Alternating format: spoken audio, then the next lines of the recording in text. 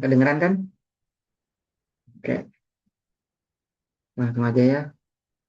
Baik, Assalamualaikum warahmatullahi wabarakatuh. Selamat pagi, perkenalkan saya Praga Mardika sebagai Ketua Kelompok dari Kelompok 3 bersama dengan rekan-rekan saya yaitu Safa, Septi, Silmi, dan Nandra. Kami akan mempresentasikan hasil analisis psikologi sosial serta rancangan intervensi yang berjudul Analisis Psikologi Sosial dan Strategi Intervensi melalui aplikasi Ruang Hati dalam menurunkan tingkat kesepian pada remaja. Melalui presentasi ini, kami akan membahas fenomena kesepian remaja di era digital, dampak yang ditimbulkannya, serta solusi yang kami tawarkan untuk membantu remaja membangun kembali hubungan sosial yang lebih sehat dan bermakna. Baik, next. Jika kita melihat kondisi saat ini, sebenarnya kita hidup di era yang sangat terhubung. Melalui teknologi dan media sosial, kita dapat berkomunikasi kapan saja dan dengan siapa saja. Namun, di balik kemudahan tersebut muncul sebuah paradoks konektivitas di dunia maya meningkat sangat pesat, tetapi kualitas interaksi sosial di dunia nyata justru semakin meregang. Menurut penelitian Putri dan Primanita, fenomena ini dikenal sebagai konektivitas semu. Remaja mungkin memiliki banyak koneksi di media sosial, akan tetapi belum tentu merasakan kedekatan secara emosional yang nyata. Bahkan, penggunaan media sosial yang berlebihan dapat mengurangi interaksi tatap muka dan mempengaruhi rasa percaya diri mereka. Fenomena inilah yang menjadi dasar lahirnya inovasi yang akan kami kembangkan. Next. Selanjutnya di slide 3 ada eskalasi krisis kesepian. Kesepian yang dialami remaja sebenarnya bukan hanya sekedar merasa sedih atau sendiri dalam banyak kasus. Kondisi ini dapat berkembang menjadi masalah psikologis yang lebih serius. Penelitian Nuraini menunjukkan bahwa kesepian berkontribusi sebesar 51,9% terhadap rendahnya kesejahteraan psikologis remaja. Jika kondisi ini berlangsung dalam jangka panjang, dampaknya dapat berupa munculnya perilaku menyakiti diri sendiri atau non-social self-injury atau NSSI, bahkan hingga munculnya ide bunuh diri.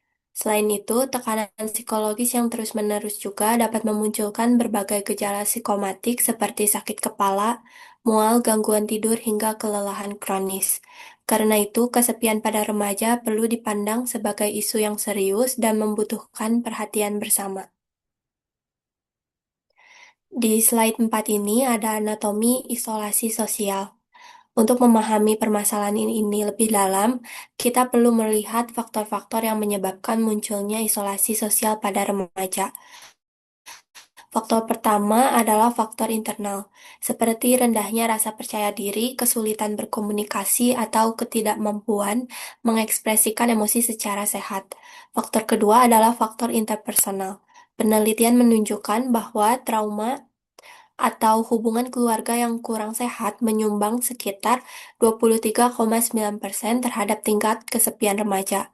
Kemudian, faktor ketiga adalah faktor lingkungan. Salah satu contohnya adalah budaya perbandingan sosial di media sosial yang membuat remaja merasa kehidupannya tidak sebaik orang lain. Ketiga faktor inilah yang saling berinteraksi dan akhirnya meningkatkan resiko terjadinya isolasi sosial. Pada slide ini dibahas the coping trap. Ketika merasa kesepian, tentu setiap remaja akan berusaha mencari cara untuk mengatasi perasaan tersebut. Sayangnya, banyak remaja justru terjebak dalam maladaptive coping, yaitu strategi pelarian yang hanya memberikan kenyamanan sementara. Misalnya dengan menarik diri dari lingkungan atau menghabiskan waktu berjam-jam untuk scrolling media sosial secara pasif. Mereka berharap dapat mengurangi rasa sepi, tetapi yang terjadi justru sebaliknya. Perasaan kesepian semakin kuat dan siklus tersebut terus berulang. Karena itu, yang perlu kita dorong adalah adaptive coping, yaitu strategi yang berfokus pada penyelesaian masalah, salah satunya melalui seeking social support, yaitu keberanian untuk mengomunikasikan perasaan dan mencari dukungan dari orang-orang di sekitar mereka.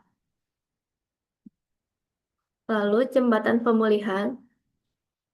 Namun ada satu tantangan yang perlu kita pahami. Remaja saat ini merupakan generasi yang tumbuh bersama teknologi. Oleh karena itu, meminta mereka untuk langsung meninggalkan gadget atau media sosial itu bukan langkah yang realistis. Kami melihat bahwa teknologi bukanlah musuh, justru teknologi dapat menjadi bagian dari solusi apabila digunakan secara tepat. Karena itu, pendekatan yang kami tawarkan adalah menjadikan teknologi sebagai jembatan pemulihan. Jika teknologi yang tidak terarah dapat menciptakan jarak sosial, maka teknologi yang dirancang secara terstruktur dapat membantu remaja kembali membangun interaksi yang bermakna di dunia nyata.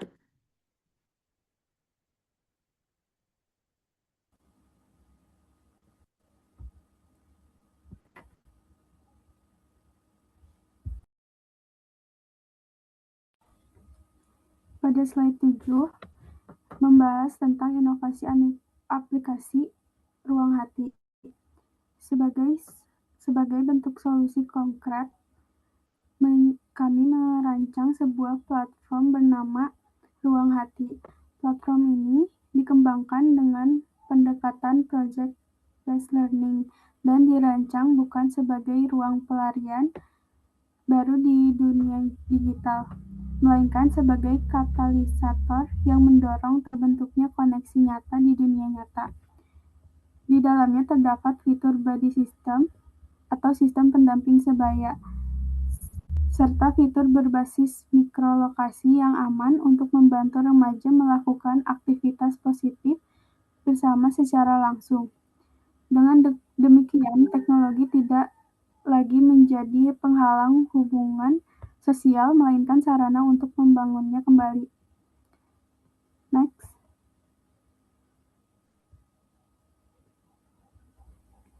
Di slide 8, membahas tentang social skill training. Dalam implementasinya, ruang hati mengadopsi 4 tahap social skill training atau SST secara bertahap. Tahap pertama adalah self-disclosure, yaitu membantu remaja mengenali dan mengekspresikan emosi mereka melalui pendekatan terapi naratif. Tahap kedua adalah role-playing, yaitu memberikan kesempatan bagi remaja untuk berlatih menghadapi situasi sosial melalui simulasi yang aman. Tahap ketiga ada body system yang menyediakan dukungan dan pendampingan dari teman sebaya. Dan tahap terakhir ada behavioral activation, yaitu berbagai tantangan atau aktivitas sosial nyata yang mendorong remaja mulai terlibat kembali dengan lingkungan sekitar. Keempat tahap ini dirancang untuk membantu remaja membangun keterampilan sosial secara bertahap dan berkelanjutan. Next. Di slide ke-6, membahas tentang pergeseran paradigma. Jika kita melihat perbandingan pada slide ini, terdapat perbedaan mendasar antara media sosial konvensional dan platform yang kami usulkan.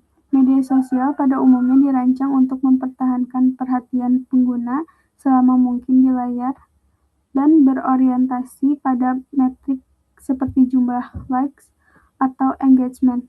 Sebaliknya, ruang hati dirancang untuk meningkatkan kualitas interaksi sosial di dunia nyata. Karena itu, keberhasilan platform ini tidak diukur dari lamanya penggunaan berada di aplikasi, melainkan dari meningkatnya dukungan sosial, hubungan interpersonal yang sehat, serta kemampuan remaja dalam membangun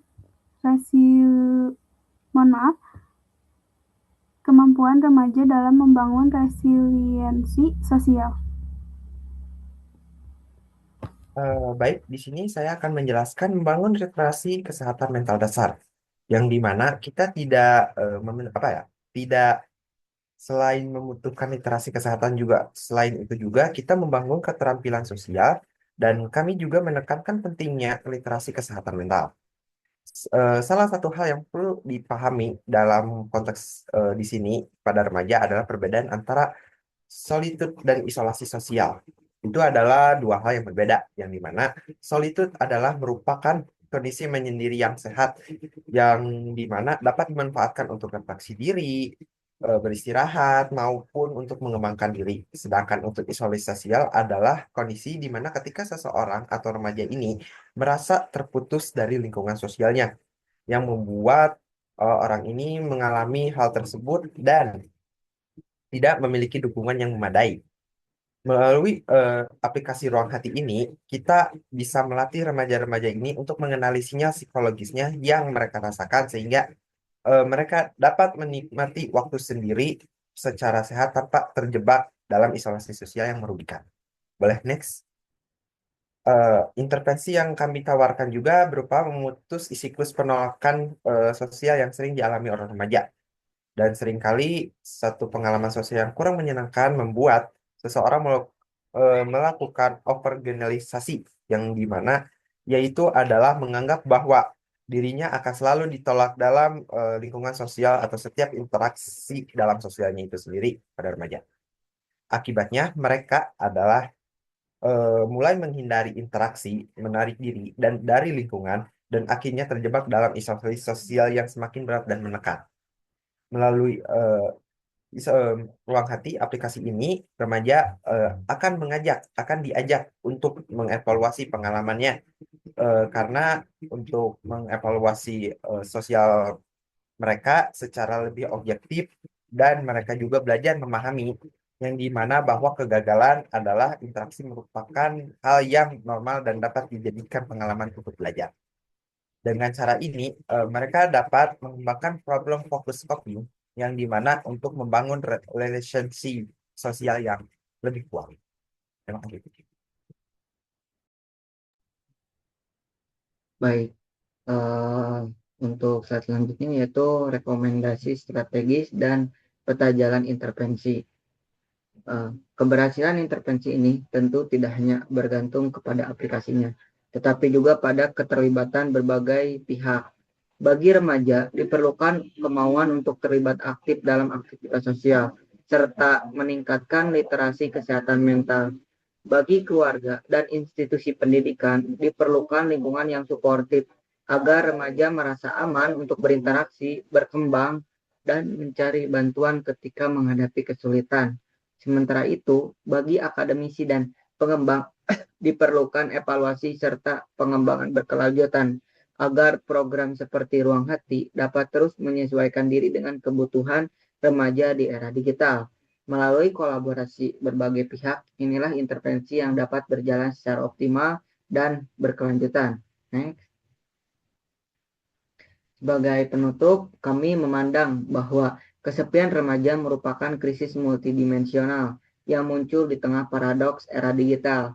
Di satu sisi, teknologi membuat kita semakin terhubung, tetapi di sisi lain dapat membuat hubungan sosial menjadi semakin merenggang apabila tidak digunakan secara bijak. Karena itu, solusi yang kami tawarkan tidak berfokus pada menjauhkan remaja dari teknologi, melainkan mengarahkan teknologi agar kembali berfungsi sebagai sarana membangun hubungan sosial yang sehat. Melalui intervensi psikologi sosial, pelatihan keterampilan sosial, serta platform adaptif seperti Ruang Hati, kami berharap siklus kesepian dan isolasi sosial pada remaja dapat diputus. Dengan demikian, teknologi tidak lagi menjadi dinding yang memisahkan, melainkan menjadi jembatan yang mengembalikan generasi muda pada koneksi manusiawi yang bermakna. Untuk hal itu, boleh untuk ditampilkan infografis dari aplikasi Ruang Hati.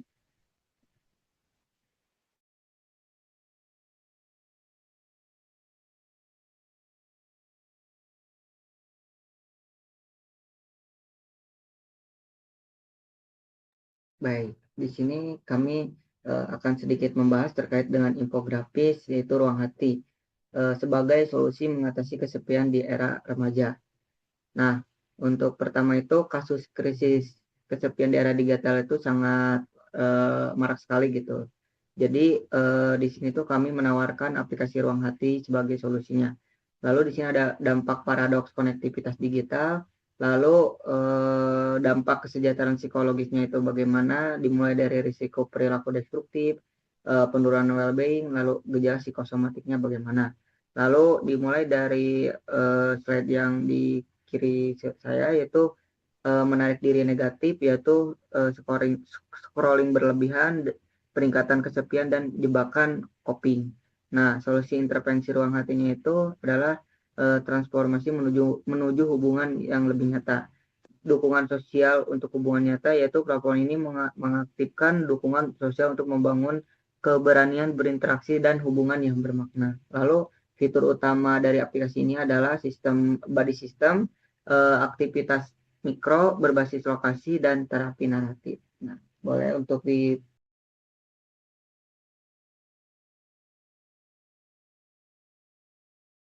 Nah, ini adalah bentuk aplikasinya. Boleh untuk ditekan tes setting.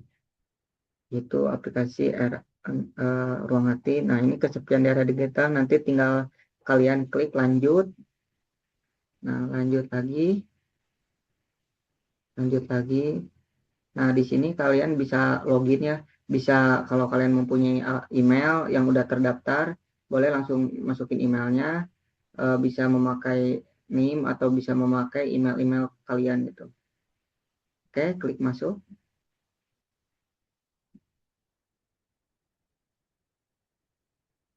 Nah, kalian bisa mengisi kata sandinya juga. Nah, seperti itu ya. Lalu, nah ini kalian bisa mengklik, yaitu cek perasaan kalian sekarang tuh perasaannya bagaimana gitu.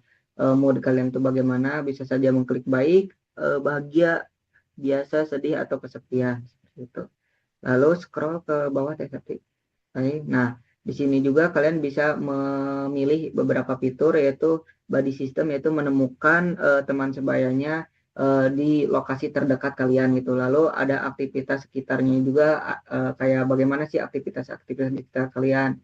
Nah, ada role playing, yaitu latihan cara berkomunikasinya. Nah, role playing itu bisa kalian apa ya, curhat atau kalian cerita-cerita gitu kepada kami gitu selaku adminnya, misalkan untuk berlatih cara komunikasi, berlatih cara untuk tatap muka bagaimana, dan sebagainya gitu. Apabila kalian juga ada masalah, bisa cerita kepada kami gitu sebagai admin.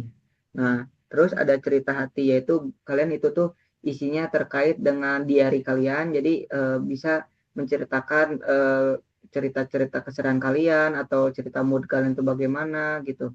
Nah, lalu ada progres saya, yaitu perkembangan dari mulai kalian awalnya kesepian, misalkan kalian bisa berinteraksi. Lalu edukasi ini tuh kalian bisa menemukan kayak berita-berita, atau misalkan kalian bisa melihat edukasi-edukasi lainnya gitu, cara untuk menangani kesepian dan sebagainya gitu. Di situ ada edukasinya seperti apa. Nah, lalu ini kutipan-kutipan yang mungkin kami isi gitu ya, misalkan dari kami berlima, misalkan kutipan bermaknanya itu salah satunya yaitu keberanian bukan absennya rasa takut, melainkan keputusan bahwa ada hal yang lebih penting daripada rasa takut itu. Nah, itu bisa kalian isi, atau bisa dari admin juga mengisi kutipan tersebut. Lalu ada jelajahi, boleh diklik jelajahi. Nah, ini adalah fitur yang sangat menarik ya teman-teman.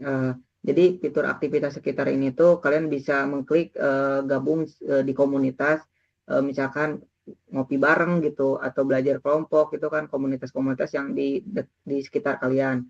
Lalu ada jalan santai, workshop kreatif, dan klub buku. Nah, ini tuh di sekitar daerah kalian gitu, di sekitarnya gitu. Lalu ada fitur lainnya, mungkin seperti bisa klik yang lain.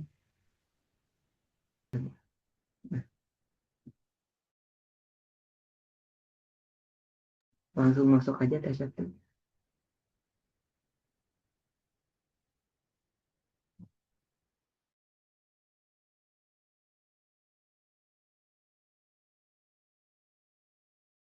Nah, ada fitur yang ketiga, yaitu cerita, yaitu kalian bisa isi-isi diary-diary kalian ya. Ini fitur yang menarik juga ya kalau kalian ingin cerita di sini gitu. Nah, ini tuh aplikasinya gratis ya, kalau kalian ingin apa ya, menceritakan panjang-panjang ya silahkan saja gitu. Boleh kembali lagi di tombol kembali nanti. Lalu ada profil. Nah, kalian juga bisa apa ya, menelusuri gitu. dari profil-profilnya atau mengubah-ubah edit profil gitu. Nah, ada pencapaiannya juga gitu. Kalian ingin melihat hasilnya apa, ingin melihat body sistemnya kayak gimana, penulis dan sebagainya gitu. Nah, kalau kalian ingin keluar dari aplikasi tersebut, tinggal klik keluar. Seperti itu. Baik, terima kasih atas perhatiannya dari presentasi kelompok kami. Saya ucapkan terima kasih juga kepada teman-teman yang sudah membantu saya untuk merancang aplikasi ini. Baik, saya tutup. Wassalamualaikum warahmatullahi wabarakatuh.